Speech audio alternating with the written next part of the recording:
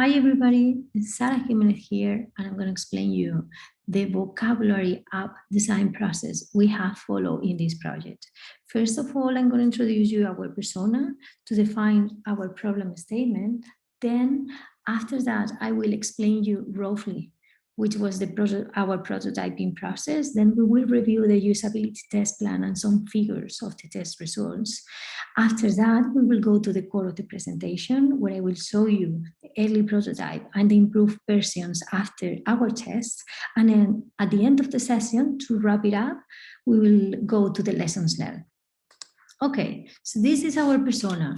Our persona is called Maria. She's 41 years old. She's Spanish. She lives in Glasgow. She's in a long relationship with no children, and she works as an architect. So her main motivations are that she likes foreign cultures because she lives in a foreign country and loves to travel and meet native people. As well, she likes to feel self-confident while speaking in a foreign country in a professional environment. And then something that keeps her motivated is to have clear targets and goals. And this, of course, is applicable as well to the process to learn new vocabulary. And which are Maria's main goals? To improve vocabulary of the professional language, to learn new words when traveling to a new country, and of course, like everybody else, have fun learning new vocabulary. So what challenges does Maria face when working with the problem that we are trying to solve? One of the main challenges is to don't give up and keep herself motivated, learning new language or new vocabulary. And of course, remember over time the learned words. So now that we know our persona and we know which are her challenges, we can establish the problem statement. So Maria needs a way to remember the meaning and the pronunciation of new words because she wants to feel self-confident talking to her colleagues or talking to local people when she's traveling to a foreign country. So now I'm going to explain you roughly what was our prototyping process. So first, we try to understand the problem. So by reading a few times the scripts of the interviews, reading and taking notes of our proto-persona, and reading to deeply understand our problem statement. After that, we identify the user pain points, taking notes from behaviors, needs, and goals of the proto-persona to figure out how could we eliminate or mitigate the persona pain points. Then we identify the key features of our app, capturing our proposal to mitigate or eliminate the user pain points with different app screens and features. And at the end, we draw the low fidelity sketches. And please don't judge us for our skills in drawing, because you will see in the next screens that we are not really good doing this. Okay, and before showing you our app, I would like to explain you what was the usability test. So we asked our users to complete 4 tasks. And why we did this? Here we have the answer. So the first task we asked our users to complete was to set up an account and complete the onboarding process. Because in the onboarding process, the user has to provide some information to have customized lessons based on their needs. The second task was to complete task 1 of unit 1, because our persona needed a structured vocabulary course with videos of native people pronouncing the word. The third task was to create a new card in one of the decks, because our persona needed the flexibility to create their own cards with their own words. And the last task we asked them to do is to review the cards that were created, because one of the main challenges that our persona has is to remember the learned words over the time. And here we have some figures of our results. The task 1 was completed by 33% of our users. That means 1 out of 3. The second task was successfully completed by 2 of our users. That means 66% of a successful rate.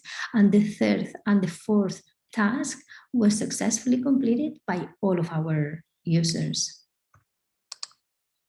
And now there we go to the core of the presentation.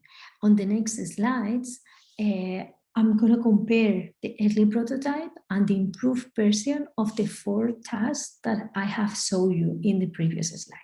Okay, so the first task was to complete the onboarding process. So to do the onboarding process, first we need to sign up and then complete the onboarding process.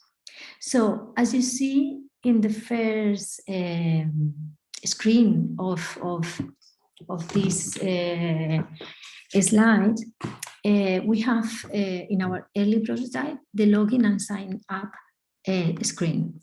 And here the user didn't really know if were 2 different tasks or they needed to complete both. They were a little bit confused. And then the users weren't sure what to do with the logo. They were trying to click in the logo, but nothing happened. And then when they went to the sign up screen, one of the biggest problems we face is that the users didn't know what to do after writing the email and the password. And then as well, the user was confused because the login button was in the middle of the screen. So our improved version, there is a clear differentiation of the login and sign up as 2 different tasks. So they have the choice to perform the login or create an account. And then when they go to create an account, we have added the confirm button to complete the task. So then we think that the user will be sure what to do in the sign up process. And then we have moved the sign up button to the bottom of the screen as well. So now that they have completed the sign up, then they have to complete onboarding.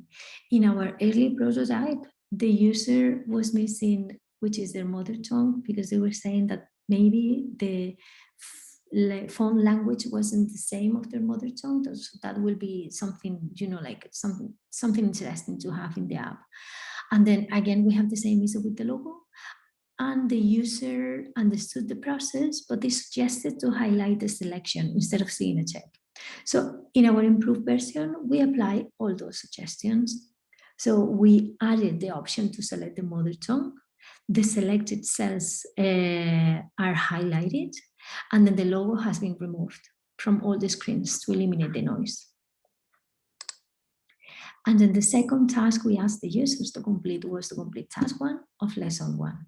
In the early prototype, the user was a little bit confused about what is the unit 1, task 1. They were trying to click in unit 1. They couldn't find task 1. So it was a little bit confusing for them. And then after the completion of the task 1, when they came back to the home screen, there was no evidence of this completion. So in our improved version, there is a clear differentiation between the unit and the task. And then the tasks that can't be complete at this time are blurry. So then there is no doubt for the user about the task that has to be done at each stage. And then here we see the task itself. So in our early prototype was no visibility of the progress bar, and then the users mentioned that that will be an interesting feature to have. They were as well confused with the task that has to be completed because the word that has to be translated was in the middle of the screen. And then we added a screen to confirm that the task was performed successfully. But the only choice we gave them is to continue to the unit 2, and they couldn't come back to the home screen. So then in our improved version, we made a visible progress bar, and then the word that has to be translated is in the top of the task. So we think that will give more clarity to the user about what to do in this screen. And then there is a clear definition of the action to be completed in this task. Instead of having answer, we have detail, write your answer. And then in the confirmation screen, we have 2 choices. You can continue learning and you can go to task 2, or you can go to home screen. The third task to be completed is to create a new card. In our early prototype, the user did know what to do, but they suggested that we'd like to see a little bit more guidance because they were a little bit hesitant. And then there is a screen that confirmed the creation, that the creation of the new card is successful, but there is no choice what to do next. So in our improved version, we have explained a little bit better what is supposed to be done on each area, and then the confirmation screen, we have added two choices: to create more cards or go to home screen. And then the last task the user has to complete is to review the created cards.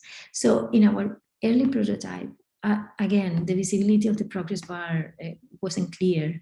And then the users mentioned as well that the layout of the screen is not consistent in the whole app. So, for example, when they created a new card, they had the option to add a picture, and they don't see the picture in this screen. So they were saying that there is no consistency across the app. And then we have created as well a confirmation screen saying that the review is completed. So the users were confused because they were asking, why are they earning points? Are they earning points just because they are practicing, or are they earning points because they know the words? And as well, here we have the same issue that we only give one choice. The choices keep practicing, but they can't come back to the home screen. So in our improved version, there's a visible progress bar, and then the layout of the screen is aligned with other app screens with the picture, and it's the same structure. And then we think that the message is more clear. So we are saying that the user knows 10 out of 10 new words, for example. And then we give two choices: to keep practicing or go to home screen. And then based on our test, we have realized that the home screen and the menu wasn't clear for the user. So in our early prototype, the home screen was the learning journey. So divided by units, by tasks. And as I say, the users were confused. Why in the home screen there is only the learning journey? And because they couldn't easily find the cards. So the cards were kept in the hamburger drop-down list menu. And in this menu as well, the users identified that two sections of the menu were nearly the same: review, lessons, and quiz. They were confused about this as well. And then to access two cards from main screen, the users needed to click twice, and that wasn't a good experience in our opinion. And as well, the user was missing kind of a card library or a summary of the cards they have created. And then the users identify as well that on the bottom menu bar, the search button wasn't important, so nobody used it. So they were questioning or challenging why this button was there. So in our improved version, we remove the hamburger menu and did the home screen very simple, divided in lessons and cards. We unify the quiz and the review lessons in something that we call check your knowledge. And then we have added in the cards section kind of the card summary, where the user can check the cards that they have created and filter maybe by alphabetical order or by text, but this is a feature that we haven't created yet. And then we have removed the search button from the bottom bar, and then we have changed it by an easy access to create a new card. And then to wrap up this presentation, that I have the feeling that I've been talking too much, I will explain you what we'll do next to improve our prototype, and definitely iterate again to evaluate if our users have more ability to complete the task after our improved version, and to evaluate if our metrics have been improved. And then what have we learned from this design process that we think that we can use in future designs or design cycles? So first, that we should have dedicated a bit more time in understanding the pain points of our persona. For example, doing this work, doing this presentation, we have realized that one of the main points of our persona is the pronunciation, and we haven't included this task as one of the main tasks that has to be tested. And then we have understood that the low fidelity prototype shouldn't have any drawing or picture that could influence the users. So for example, when we were doing the test, some of the users were doing some comments about how bad the hand were drawn or something like this. So I think, like having drawings in these wireframes is kind of bringing some noise. And then we have learned that the main tasks to be performed by users should be easily identified. So less clicks as possible to complete it. So, and this is the case of creating new tasks. The first idea, as I mentioned before, we have to click twice to access to create a new card. And we think that that should be more easy, more straightforward. And then the last thing we have learned is that the usability test is not performed by real or potential users familiarized with the app context may not add value. So for example, we did the test to one of our relatives, and we realized that wasn't giving any value because that person is not interested at all in learning a new language. So we just didn't add that test to our usability test because it was not giving any value. And that's it. Hope you have enjoyed our presentation. Thanks for listening. Bye.